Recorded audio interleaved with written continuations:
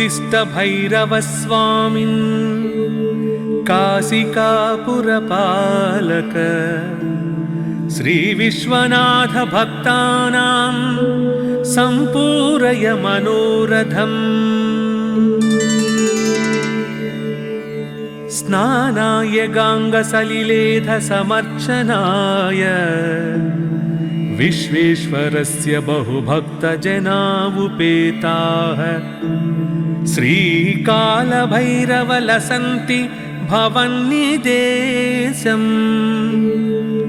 उत्तिष्ठ दर्शय दशां तव सुप्रभातम्। यागव्रतादि बहुपुण्यवशं यथा त्वं पापात्मनामपि तथा सुगति प्रदासी। कारुण्यपूरमयि शैलसुता सपत्नीम् आतर्भगीरथसुते तव सुप्रभातम्।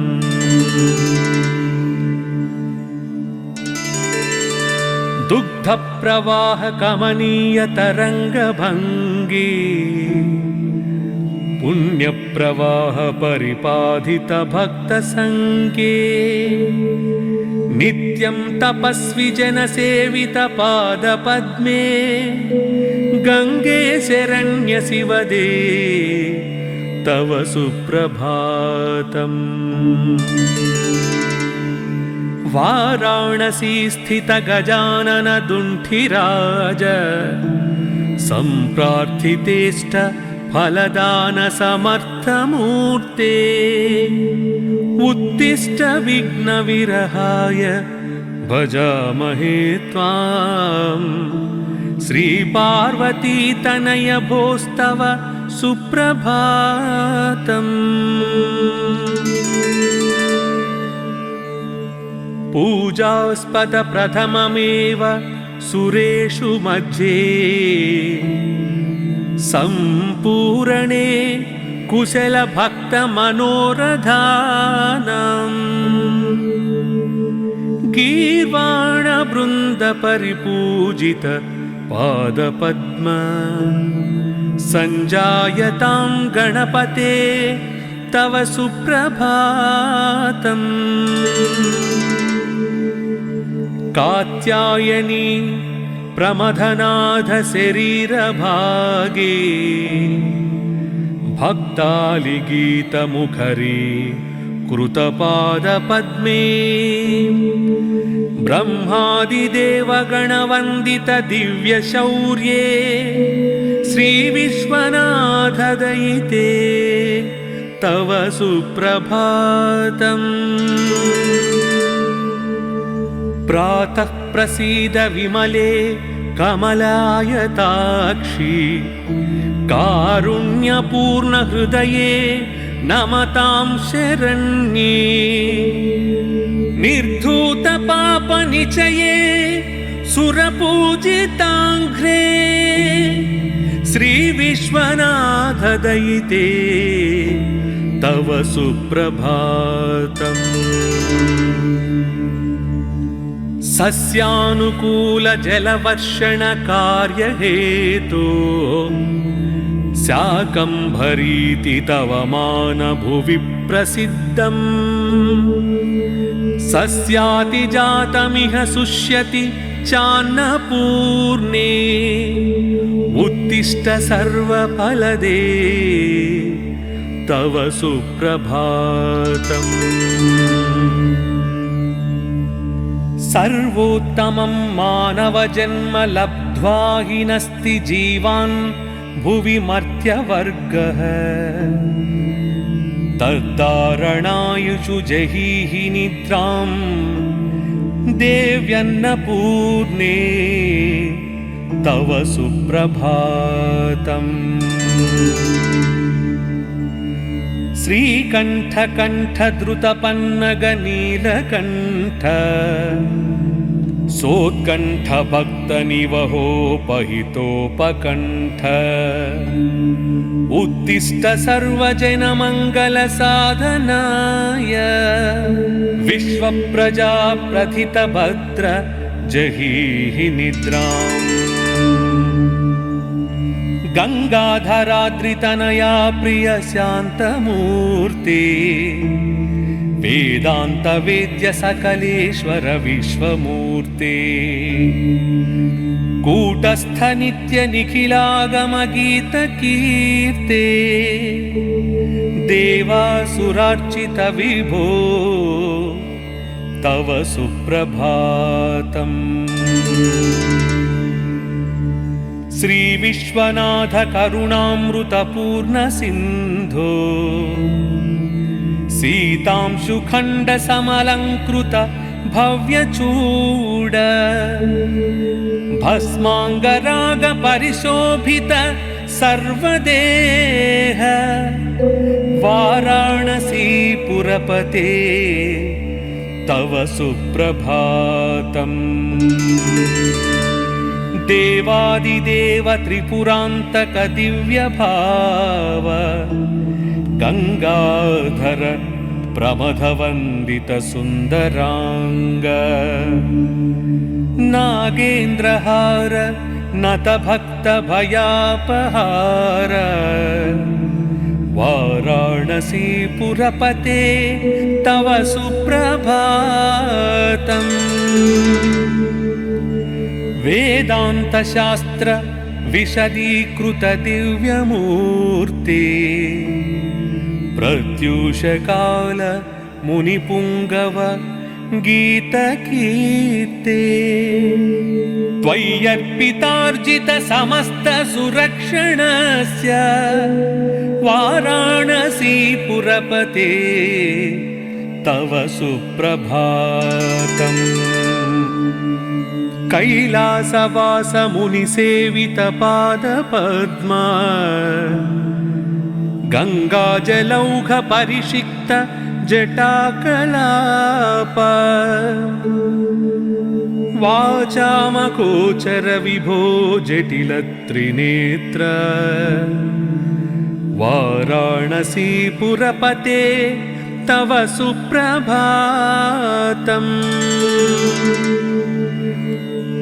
श्री पार्वती हृदय वल्लभ पंचवक्त्र श्रीनीलकण्ठ नृकपालकलापमाला श्री विश्वनाथ मृदु पंकज मंजुपाद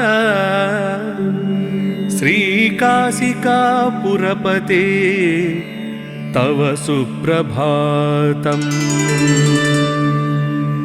काशी त्रितापहरणी शिव सद्मभूता शर्मेश्वरी त्रिजगतां सुपुरीषु हृद्या विद्याकलासु नवकौशलदानशीला श्रीकाशिका पुरपते तव सुप्रभातम्। श्री विश्वनाथ तव पादयुगं स्मरामि गंगा मघापहरणीं शिरसा नमामि। वाचन्तवैव यशसा नघभूषयामि वाराणसी पुरपते तव सुप्रभातम्।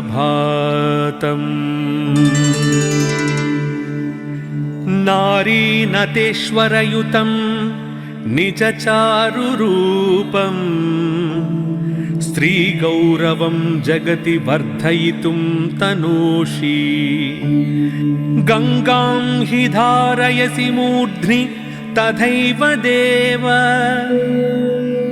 वाराणसी पुरपते तव सुप्रभातम्।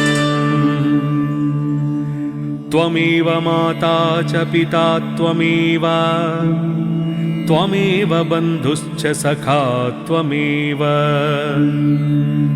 त्वमेव विद्याद्रविणं त्वमेव त्वमेव सर्वं मम देवदेव। ॐ मङ्गलं भगवान् शम्भो मङ्गलं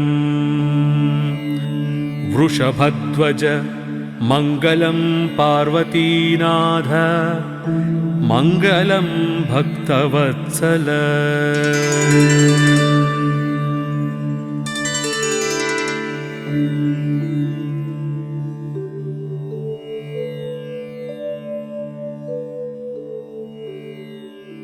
उत्तिष्ठ भैरवस्वामिन् काशिकापुरपालक श्रीविश्वनाथ भक्तानां सम्पूरय मनोरथम्। स्नानाय गाङ्गसलिलेधसमर्चनाय विश्वेश्वरस्य बहुभक्तजना उपेताः श्रीकालभैरवलसन्ति भवन्निदेशम्। उत्तिष्ठ दर्शय दशां तव सुप्रभातम्। यागव्रतादि बहुपुण्यवशं यथा त्वं पापात्मनामपि तथा सुगति प्रदासी। कारुण्यपूरमयि शैलसुता सपत्नीम् आतर्भगीरथसुते तव सुप्रभातम्।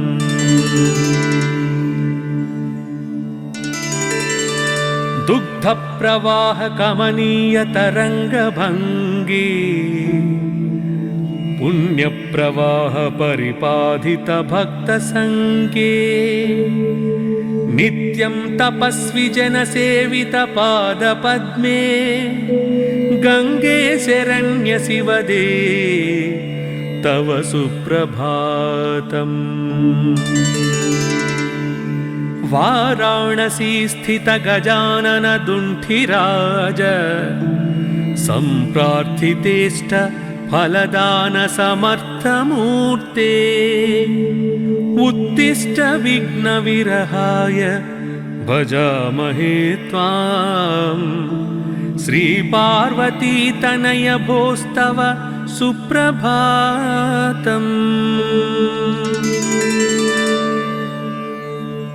पूजास्पद प्रथममेव सुरेषु मध्ये सम्पूर्णे कुशल भक्त मनोरथानाम्। गीर्वाण वृन्द परिपूजित पादपद्म संजायतां गणपते तव सुप्रभातम्। कात्यायनी प्रमथनाथ शरीरभागे भक्तालिगीतमुखरी कृतपादपद्मे ब्रह्मादिदेवगणवन्दित दिव्यशौर्ये श्रीविश्वनाथ दयिते तव सुप्रभातम्। प्रातः प्रसीद विमले कमलायताक्षी कारुण्यपूर्ण हृदये नमतां शरण्ये। निर्धूत पाप निचये सुरपूजिताङ्घ्रे श्री विश्वनाथ दयिते तव सुप्रभातम्। सस्यानुकूल जलवर्षण कार्य हेतु शाकम्भरीति तव मान भुवि प्रसिद्धम्। सस्यातिजातमिह शुष्यति चान्नपूर्णे उत्तिष्ठ सर्वफलदे तव सुप्रभातम्। सर्वोत्तमं मानवजन्म लब्ध्वा हि नस्ति जीवान् भुवि मर्त्यवर्गः। तद्धारणायुषु जहीहि निद्रां देव्यन्नपूर्णे तव सुप्रभातम्।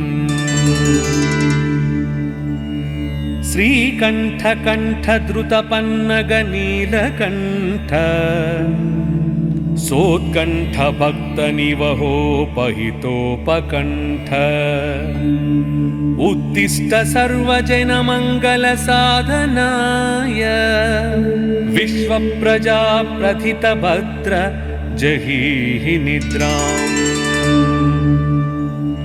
गङ्गाधराद्रितनया प्रिय शान्तमूर्ति वेदान्तवेद्य सकलेश्वर विश्वमूर्ति कूटस्थ नित्य निखिलागमगीतकीर्ते देवासुरार्चित विभो तव सुप्रभातम्। श्री विश्वनाथ करुणामृतपूर्ण सिन्धो सीतांशुखण्ड समलङ्कृत भव्यचूड भस्माङ्गराग परिशोभित सर्वदेह वाराणसीपुरपते तव सुप्रभातम्।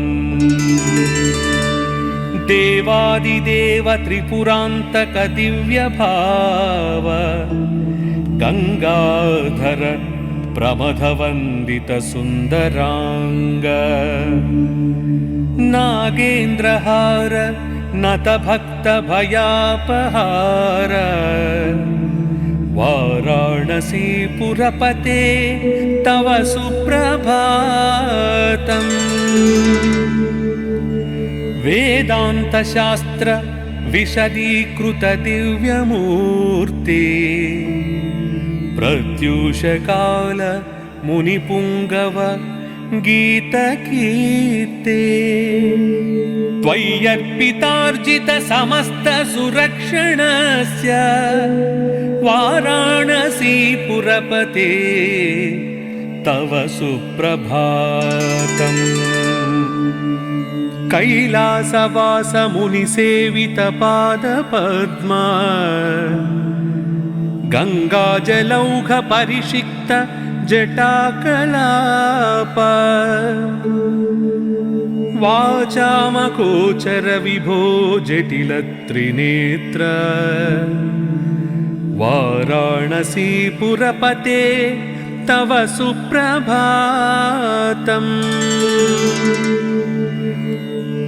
श्री पार्वती हृदय वल्लभ पंचवक्त्र श्रीनीलकंठ नृकपालकलापमाला श्री विश्वनाथ मृदु पंकज मंजुपाद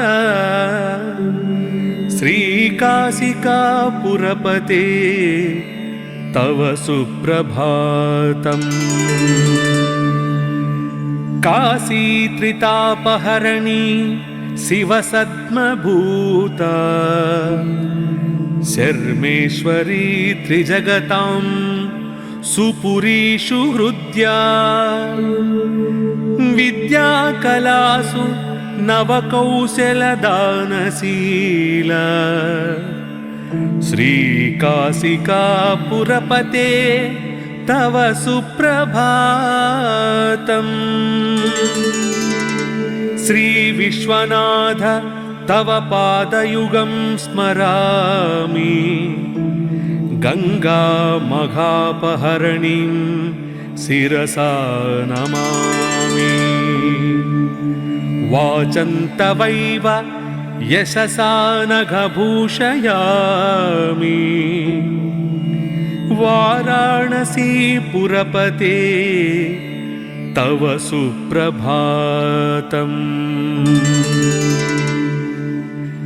नारीनतेश्वरयुतं निजचारुरूपं स्त्रीगौरवं जगति वर्धयितुं तनोषि गंगां हि धारयसि मूर्ध्नि तथैव देव वाराणसीपुरपते तव सुप्रभातम्। त्वमेव माता च पिता त्वमेव त्वमेव बन्धुश्च सखा त्वमेव त्वमेव विद्या द्रविणं त्वमेव त्वमेव सर्वं मम देवदेव। ॐ मङ्गलं भगवान् शम्भो मङ्गलं वृषभध्वज मङ्गलं पार्वतीनाथ मङ्गलं भक्तवत्सल।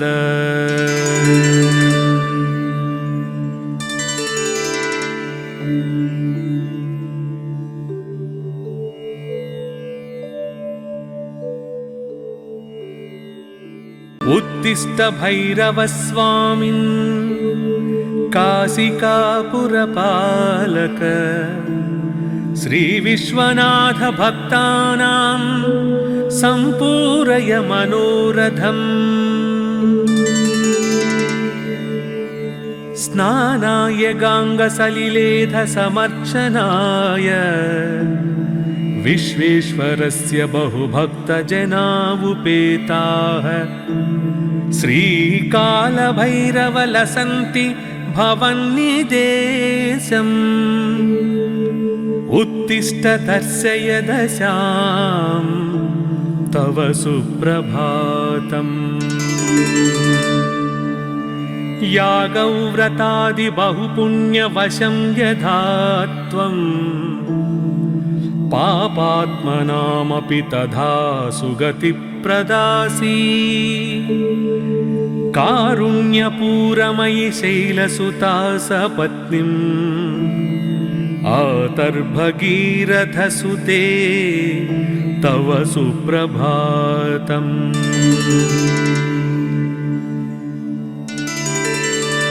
दुग्धप्रवाहकमनीयतरङ्गभङ्गी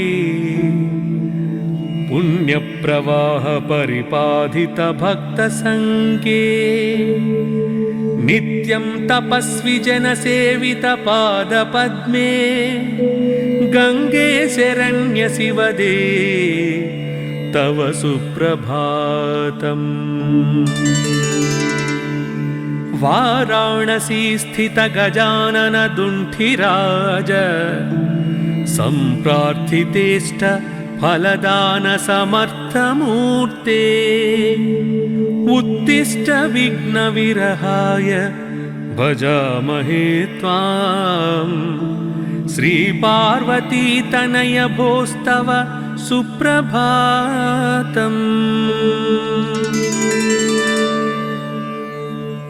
पूजास्पद प्रथममेव सुरेषु मध्ये सम्पूरणे कुशल भक्त मनोरथानाम्। गीर्वाण वृन्द परिपूजित पादपद्म संजायतां गणपते तव सुप्रभातम्। कात्यायनी प्रमथनाथ शरीरभागे भक्तालिगीतमुखरी कृतपादपद्मे ब्रह्मादिदेवगणवन्दित दिव्यशौर्ये श्रीविश्वनाथ दयिते तव सुप्रभातम्। प्रातः प्रसीद विमले कमलायताक्षी कारुण्यपूर्ण हृदये नमतां शरण्ये। निर्धूत पाप निचये सुरपूजिताङ्घ्रे श्रीविश्वनाथदयिते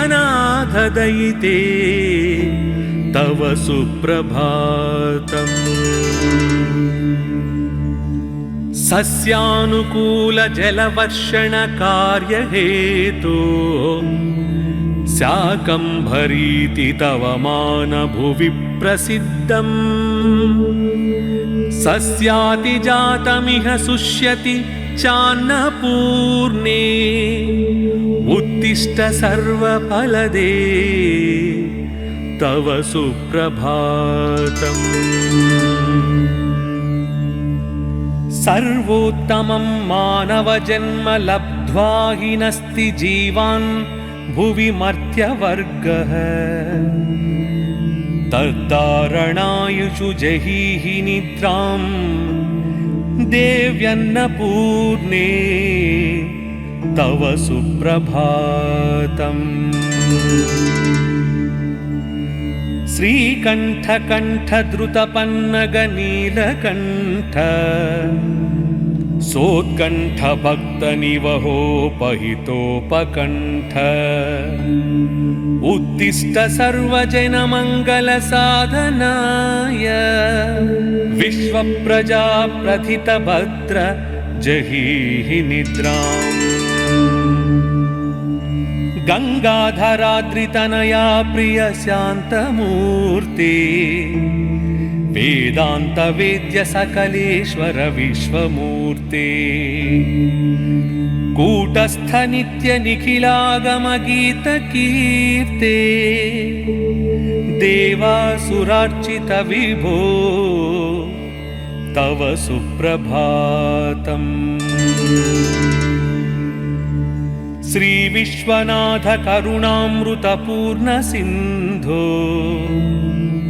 सीतांशुखण्ड समलङ्कृत भव्यचूड भस्माङ्गराग परिशोभित सर्वदेह वाराणसीपुरपते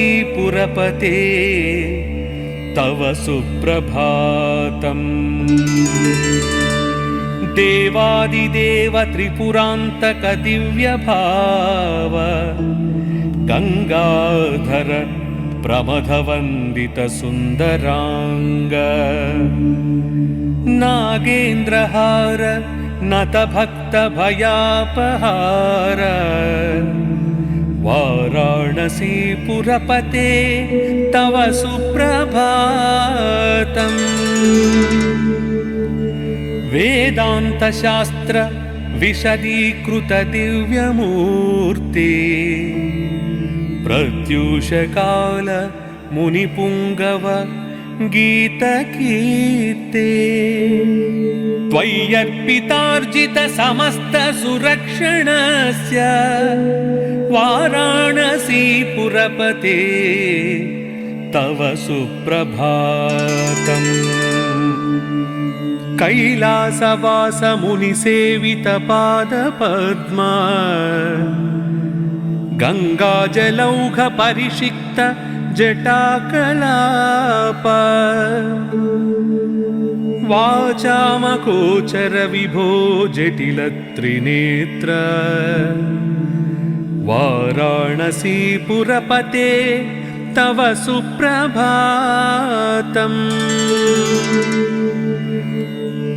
श्री पार्वती हृदय वल्लभ पंचवक्त्र श्रीनीलकंठ नृकपालकलापमाला श्री विश्वनाथ मृदु पंकज मंजुपाद श्री काशिकापुरपते तव सुप्रभातम्। काशी त्रितापहरणी शिवसद्मभूता शर्मेश्वरी त्रिजगतां सुपुरीषु हृद्या विद्याकलासु नवकौशलदानशीला श्रीकाशिकापुरपते तव सुप्रभातम्। श्रीविश्वनाथ तव पादयुगं स्मरामि, गङ्गामघापहरणीं शिरसा नमामि। वाचन्तवैव यशसा नघभूषयामि, वाराणसीपुरपते तव सुप्रभातम्।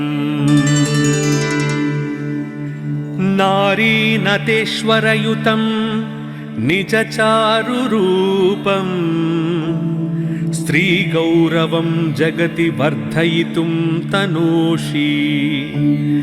गङ्गां हि धारयसि मूर्ध्नि तथैव देव, वाराणसीपुरपते तव सुप्रभातम्। त्वमेव माता च पिता त्वमेव, त्वमेव बन्धुश्च सखा त्वमेव, त्वमेव विद्या द्रविणं त्वमेव, त्वमेव सर्वं मम देवदेव। ॐ मङ्गलं भगवान् शम्भो मङ्गलम्, वृषभध्वज मङ्गलं पार्वतीनाथ, मङ्गलं भक्तवत्सल।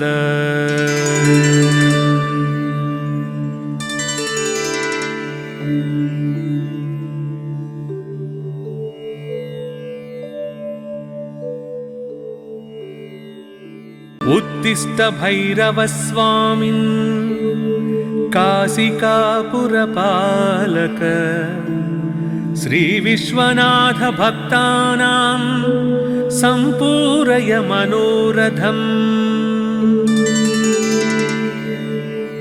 स्नानाय गाङ्गसलिलेधसमर्चनाय, विश्वेश्वरस्य बहुभक्तजना उपेताः। श्रीकालभैरवलसन्ति भवन्निदेशम्, उत्तिष्ठ दर्शय दशां तव सुप्रभातम्।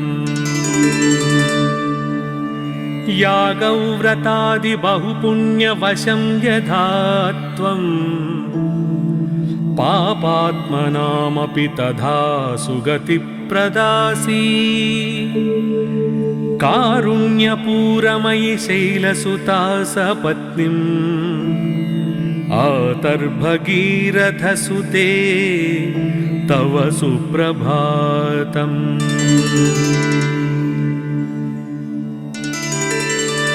दुग्धप्रवाह कमनीय तरङ्गभङ्गी, पुण्यप्रवाह परिपाधित भक्तसङ्गे। नित्यं तपस्वी जनसेवित पादपद्मे, गङ्गे शरण्य शिवदे तव सुप्रभातम्। वाराणसी स्थित गजानन दुण्ठिराज, सम्प्रार्थितेष्ट फलदान समर्थमूर्ते। उत्तिष्ठ विघ्नविरहाय भजामहे त्वाम्, श्रीपार्वती तनय भोस्तव सुप्रभातम्।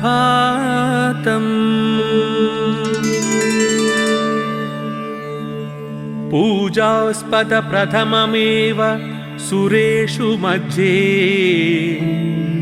सम्पूर्णे कुशलभक्तमनोरथानाम्। गीर्वाणवृन्दपरिपूजित पादपद्म, सञ्जायतां गणपते तव सुप्रभातम्। कात्यायनी प्रमथनाथ शरीरभागे, भक्तालिगीतमुखरी कृतपादपद्मे ब्रह्मादिदेवगणवन्दित दिव्यशौर्ये श्रीविश्वनाथदयिते तव सुप्रभातम्। प्रातः प्रसीद विमले कमलायताक्षी कारुण्यपूर्णहृदये नमतां शरण्ये। निर्धूतपापनिचये सुरपूजिताङ्घ्रे श्रीविश्वनाथदयिते तव सुप्रभातम्। सस्यानुकूलजलवर्षणकार्यहेतो शाकम्भरीति तव मानभुवि प्रसिद्धम्। सस्यातिजातमिह शुष्यति चान्नपूर्णे उत्तिष्ठ सर्वफलदे तव सुप्रभातम्। सर्वोत्तमं मानवजन्म लब्ध्वा हि नस्ति जीवान् भुवि मर्त्यवर्गः।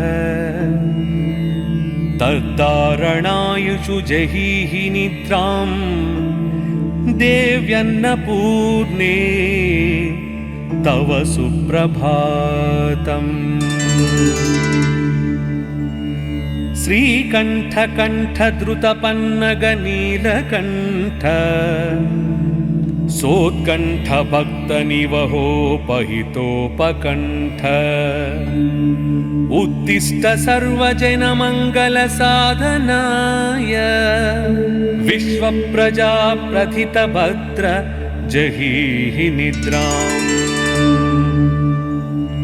गङ्गाधराद्रितनया प्रिय शान्तमूर्ते वेदान्तवेद्य सकलेश्वर विश्वमूर्ते कूटस्थ नित्य निखिलागमगीतकीर्ते देवासुरार्चित विभो तव सुप्रभातम्।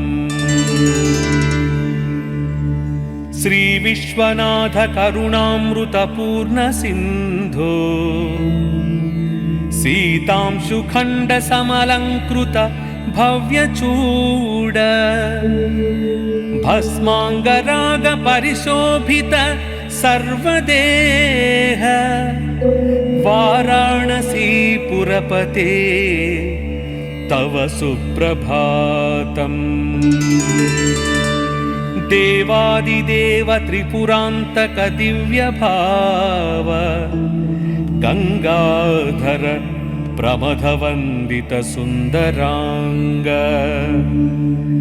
नागेन्द्रहार नत भक्त भयापहार वाराणसीपुरपते तव सुप्रभातम्। वेदांत शास्त्र विशदीकृत दिव्यमूर्ति प्रत्यूषकाल मुनिपुंगव गीतकीर्ते त्वय्यर्पितार्जित समस्त सुरक्षणस्य वाराणसीपुरपते तव सुप्रभातम्। कैलासवास मुनिसेवित पादपद्मा गंगाजलौघ परिषिक्त जटाकलाप वाचामगोचर विभो जटिल त्रिनेत्र वाराणसीपुरपते तव सुप्रभातम्।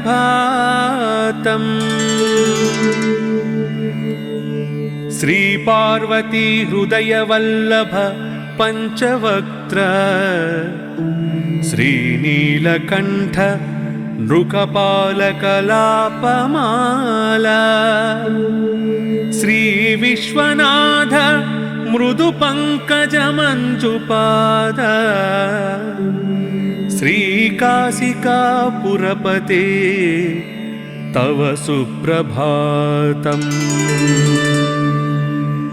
काशीत्रितापहरणी शिवसद्मभूता शर्मेश्वरी त्रिजगतां सुपुरीषु हृद्या विद्याकलासु नवकौशलदानशीला श्रीकाशिकापुरपते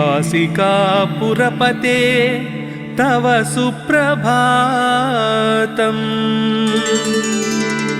श्रीविश्वनाथ तव पादयुगं स्मरामि गङ्गामघापहरणीं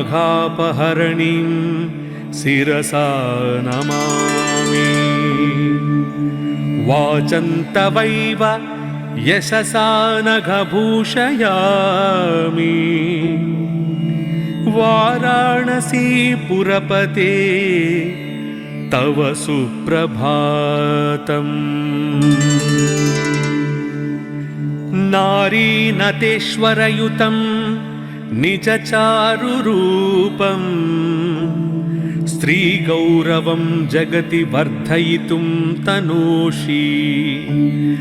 गङ्गां हि धारयसि मूर्ध्नि तथैव देव वाराणसीपुरपते तव सुप्रभातम्। त्वमेव माता च पिता त्वमेव त्वमेव बन्धुश्च सखा त्वमेव त्वमेव विद्याद्रविणं त्वमेव त्वमेव सर्वं मम देवदेव।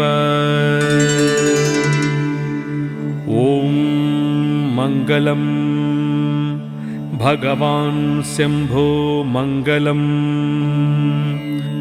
वृषभध्वज मङ्गलं पार्वतीनाथ मङ्गलं भक्तवत्सल।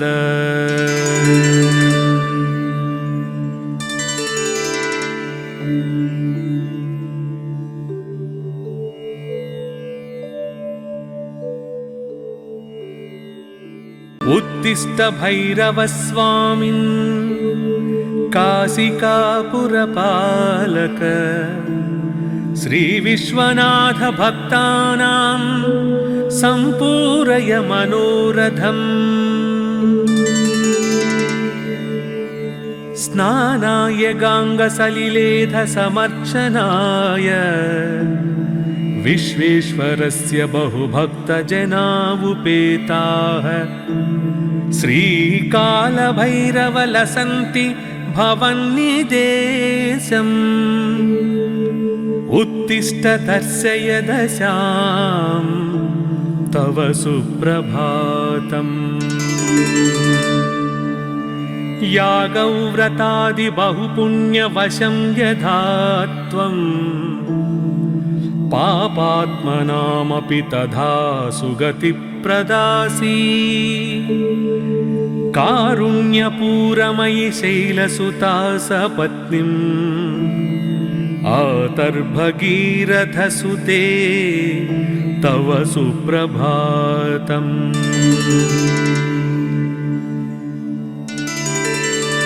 दुग्धप्रवाहकमनीयतरङ्गभङ्गी पुण्यप्रवाह परिपाधितभक्तसङ्गे नित्यं तपस्वि जनसेवितपादपद्मे गङ्गे शरण्यशिवदे तव सुप्रभातम्। वाराणसी स्थित गजानन दुण्ठिराज सम्प्रार्थितेष्ट फलदान समर्थमूर्ते उत्तिष्ठ विघ्नविरहाय भजामहे त्वां। श्रीपार्वती तनय भोस्तव सुप्रभातम्। पूजास्पद प्रथममेव सुरेषु मध्ये सम्पूर्णे कुशलभक्तमनोरधानम् गीर्वाणवृन्दपरिपूजित पादपद्म सञ्जायतां गणपते तव सुप्रभातम्। कात्यायनी प्रमथनाथ शरीरभागे भक्तालिगीतमुखरी कृतपादपद्मे ब्रह्मादिदेवगणवन्दित दिव्यशौर्ये श्रीविश्वनाथ दयिते तव सुप्रभातम्। प्रातः प्रसीद विमले कमलायताक्षी कारुण्यपूर्ण हृदये नमतां शरण्ये निर्धूत पापनिचये सुरपूजिताङ्घ्रे श्रीविश्वनाथ दयिते तव सुप्रभातम्। सस्यानुकूल जलवर्षण कार्यहेतो शाकम्भरीति तव मानभुवि प्रसिद्धम् सस्यातिजातमिह शुष्यति चान्नपूर्णे उत्तिष्ठ सर्वफलदे तव सुप्रभातम्। सर्वोत्तमं मानवजन्म लब्ध्वा हि नस्ति जीवान् भुवि मर्त्यवर्गः तद्धारणायुषु जहीहि निद्रां देव्यन्नपूर्णे तव सुप्रभातम्। श्रीकण्ठकण्ठद्रुतपन्नगनीलकण्ठ सोत्कण्ठभक्तनिवहोपहितोपकण्ठ उत्तिष्ठ सर्वजनमङ्गलसाधनाय विश्वप्रजाप्रथितभद्र जहीहि निद्राम्। गङ्गाधराद्रितनया प्रिय शान्तमूर्ति वेदान्तवेद्य सकलेश्वर विश्वमूर्ते कूटस्थ नित्य निखिलागमगीतकीर्ते देवासुरार्चित विभो तव सुप्रभातम्। श्रीविश्वनाथ करुणामृतपूर्ण सिन्धो सीतांशुखण्ड समलङ्कृत भव्यचूड भस्माङ्गराग परिशोभित सर्वदेह वाराणसीपुरपते तव सुप्रभातम्। देवादिदेव त्रिपुरान्तक दिव्यभाव गंगाधर प्रमथवन्दित सुन्दरांग नागेन्द्रहार नत भक्त भयापहार वाराणसीपुरपते तव सुप्रभातम्। वेदांत शास्त्र विशदीकृत दिव्यमूर्ति प्रत्यूषकाल मुनिपुंगव गीतकीर्ते त्वय्यर्पितार्जित समस्त सुरक्षणस्य वाराणसीपुरपते तव सुप्रभातम्। कैलासवास मुनिसेवित पादपद्मा गंगाजलौघ परिषिक्त जटाकलाप वाचामगोचर विभो जटिलत्रिनेत्र वाराणसीपुरपते तव सुप्रभातम्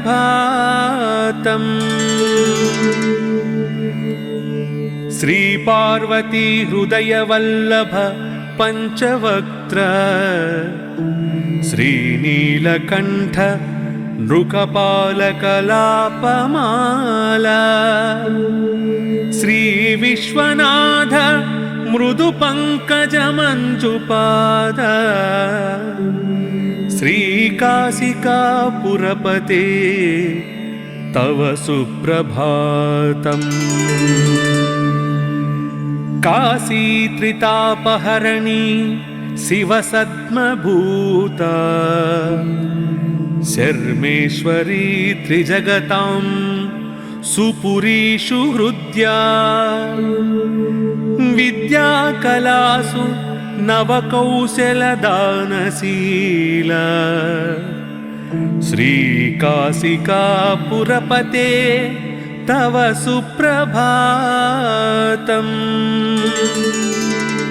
श्रीविश्वनाथ तव पादयुगं स्मरामि गङ्गामघापहरणीं